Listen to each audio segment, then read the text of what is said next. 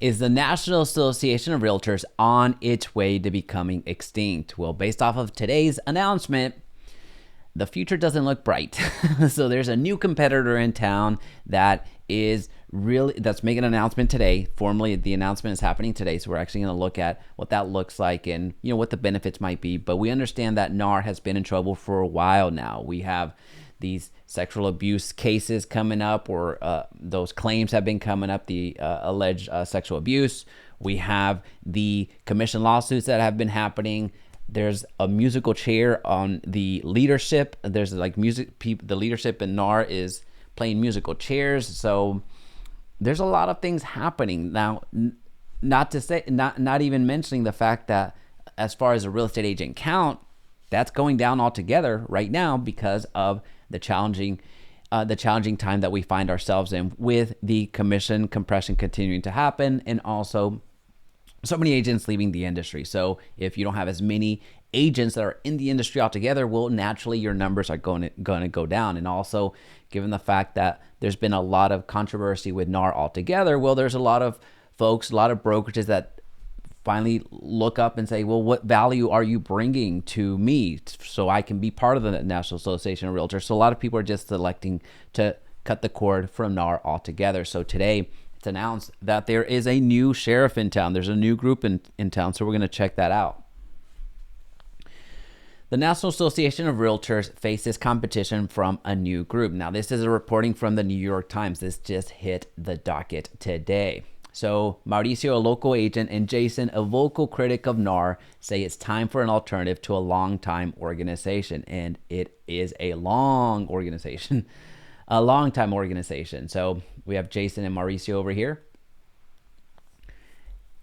Check this out. Two prominent real estate agents have started a new trade organization in a direct swipe at the embattled National Association of Realtors. Now, NAR was founded 100 years ago, and it has been the staple. It has really been the only sheriff in town when it comes to being an agent. In fact, so many folks actually, although this is a trademark by NAR, the realtor, that's actually a trademark by NAR. It's so synonymous with being a real estate agent that the general public doesn't know the difference.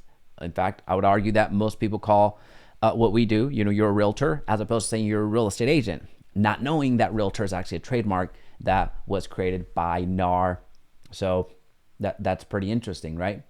So Jason, a New York agent with Compass, and Mauricio, the Los Angeles-based celebrity agent, founder of the luxury brokerage The Agency, told the New York Times that their new group, the American Real Estate Association, I pulled it up here, could be an alternative. So we're going to see that it doesn't have anything right now outside of collecting emails. So welcome. I mean, they could have come up with a much better website. I'm not saying you have content here. What I'm saying is don't make it look like Squarespace.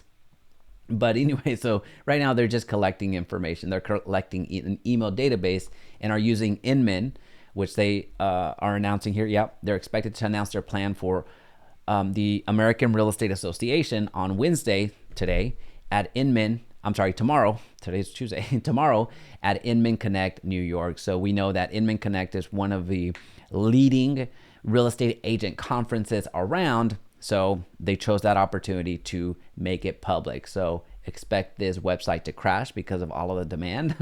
So hopefully they have a good IT person that hopefully isn't their same designer of the website.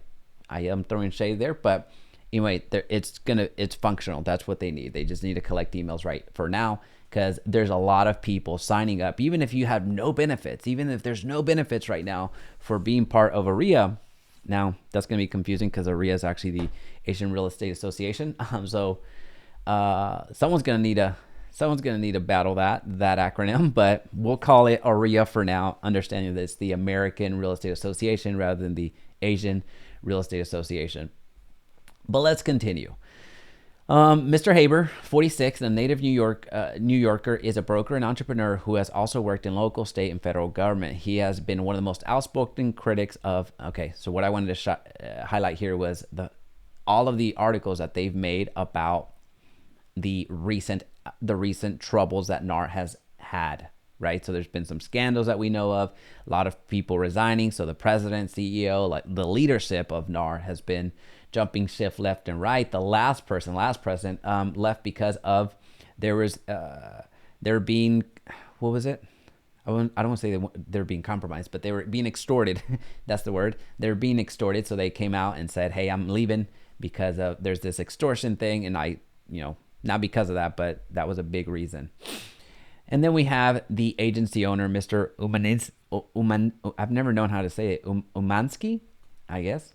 So super mega popular broker out there, and obviously the founder of the agency. So he's a very popular, very well-known person. He's at the level of the Serhants of the world. So it's going to be interesting seeing how they end up doing this. Now let me go down here to another part real quick where they show a little bit of what they plan to do. So we have A.R.E.A will offer its members a nationwide database of home listings as an alternative built from the technology he acquired for his own private listing service. Now, we're right off the gate. There's already going to be some challenges right there from, I'm going to guess, a lot of brokers are going to have some reservations about using something that the agency is the founder of the agency, the proprietor of the agency, and also it seems to be the proprietor of this particular software is now making it accessible to other brokers. So I could see some brokers being a little bit hesitant there, but their desire to be not associated to NAR might exceed that discomfort. Let's just say that. That platform, which they're calling the National Listing Association instead of the Multiple Listing Service. So the National Listing Service is currently live with limited listings. So I didn't click on this. See if it pulls up. Interesting. So good interface here. You can tell they put a little bit more time in here. Cool. The NLS. Interesting. That's funny. A centralized database with access to full scope of listings. So essentially it's the MLS, right? But in this version. So essentially at this point, it's going to be market share, right? So how many agents can go under the NAR system? I'm sorry, how many agents can they take away from NAR, or people that were away from NAR because of all of the issues that they've had, or because people just didn't see that much value. There's still over 1 million agents that are not part of an association. So just so you're aware, there's a lot of agents out there that are not part of the National Association of Realtors that still are up for grabs. So at this point, it becomes a game of, the competition here becomes, how many agents can we bring into our association so they can populate this national listing service? That's essentially what they're trying to do at this point. And then you're going to have, typically, I'm going to guess, the model is going to be very similar to what the MLS did, is give access to the Zillows or Trulios of the world, which would be super revolutionary in my opinion and would win over so many agents, is not make that connection to the Zillows of the world, to the Trulios of the world, to the Realtors of the world. That was one of the biggest things that even when I came into the industry, I was just unsure, and I didn't know why that was being done altogether. And this was me coming into the industry brand new, because my background has been in healthcare, and there we have something similar. Without going too much into the healthcare issue, there's in healthcare, we value data quite a bit, a significant amount. So in my healthcare days, I was the chief operating officer of a network of compounding pharmacies, and we had this, we were running prescriptions left and right and all that fun stuff. So there was an intermediary between the prescription that would come through and sending that prescription out to a member's benefit plan, so a PBM, to get paid for that prescription being filled. So the PBM would essentially charge the Blue Cross Blue Shield, Cigna, blah blah blah. So we'd have this intermediary.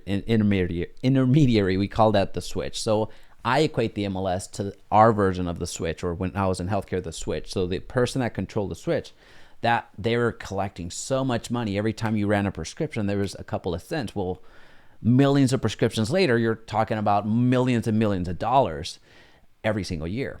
Right? So that was something that I equated that switch, or what we ended up doing. I know I bastardized it a little bit, but essentially that's what was happening. I equated that, which was in healthcare and the pharmacy world, I equated that to the MLS. So I didn't really understand why the MLS would then give direct access to the Zillows of the world, which would then essentially put a user interface that was very appealing to the user And ultimately, they became the front end to the MLS for the general public, cutting out the real estate agents. Now, that was me having that understanding right when I got into the industry. So I just assumed that there were smarter people out there that had made this decision long before I became an agent. Unfortunately, there wasn't. There wasn't smarter people than me. So anyway, I'm going down a rabbit hole. What I'm essentially saying here, it would be interesting if this plan, this organization that does end up creating this national listing service would not do that connection to the Zillows of the world, to the Trulias of the world. So it's going to be interesting. All right, so they are currently funding the organization with their own money, but hope to raise $50 to $100 million from investors, and they're going to get it. They're going to get it. They don't plan to charge for membership for at least another 6 months, and when they do, they estimate dues will be $400 to $500, which is about half. Yeah, that makes sense. They don't yet know where the organization will be headquartered, although they're looking at sites in Florida and Texas. If I had to make my guess, it's going to be interesting when you can clip this. If I had to take my guess, it's going to end up in Dallas. And more specifically, and I have no insider information, more specifically, it's going to end up in Irving. Irving, Texas. I'm calling my shot right now. The obvious answer for me would be Miami, but I'm going to go ahead and go on record right now. It's going to be Irving. Possibly Coppell, but I'm going to stick with Irving. Either way, this is going to be an interesting thing to follow. I know they had mentioned this before, that they were considering this, but now that they've set this into motion and they're going to actually make this announcement in live form here in Inman Connect, it's going to be interesting to follow. So I will keep you informed. And don't forget to hit that subscribe button, because it's going to help you see these news updates. It's literally just hit the desk. So you're going to stay informed of what's going on in your industry.